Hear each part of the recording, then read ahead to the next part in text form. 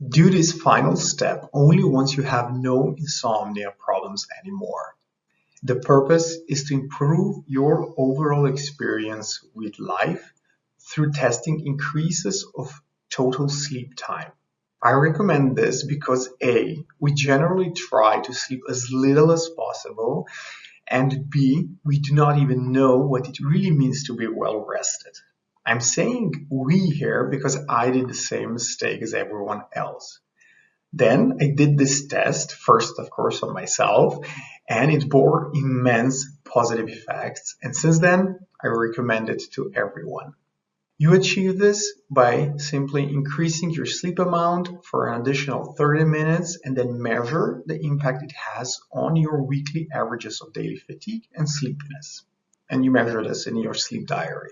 You then keep refining until your weekly average of daily fatigue and sleepiness falls below the number 3.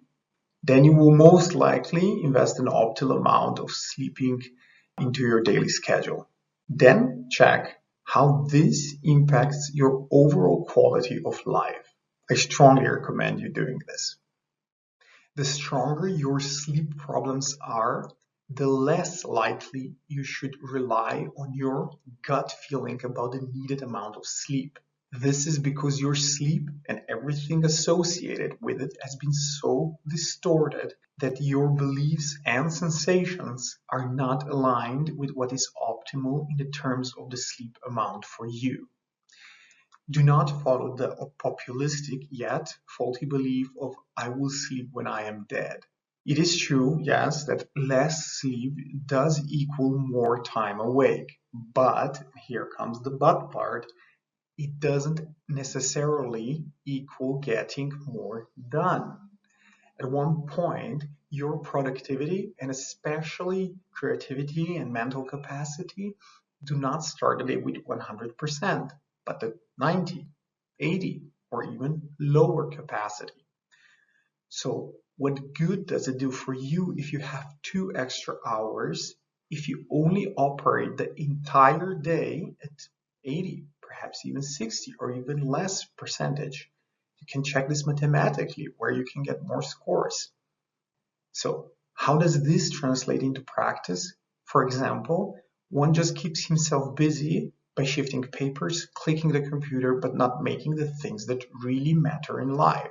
In such cases, you have most likely forgotten what it means to be well rested and how much clearer you can think, how much better decisions you can make, how much more effectively you can work, what it feels to have a better reaction time, how it's not to be irritable all the time, to be more creative, have longer attention span, and be able to concentrate more intensely and for longer periods.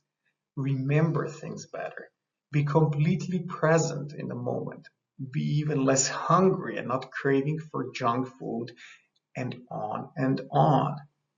What I have just listed are all proven benefits of sufficient sleep amount. I believe we would all be highly interested in purchasing a supplement or a tool that would provide such benefits in a store, right?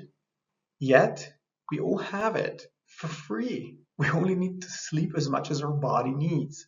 Therefore, what I recommend is to always first try experimenting, increasing your total target sleep amount. Since we generally do not sleep enough, most of my trainees usually experience so many positive effects from increased sleep amounts that they never want to revert to the lesser amounts they slept before. And I do wish the same for you.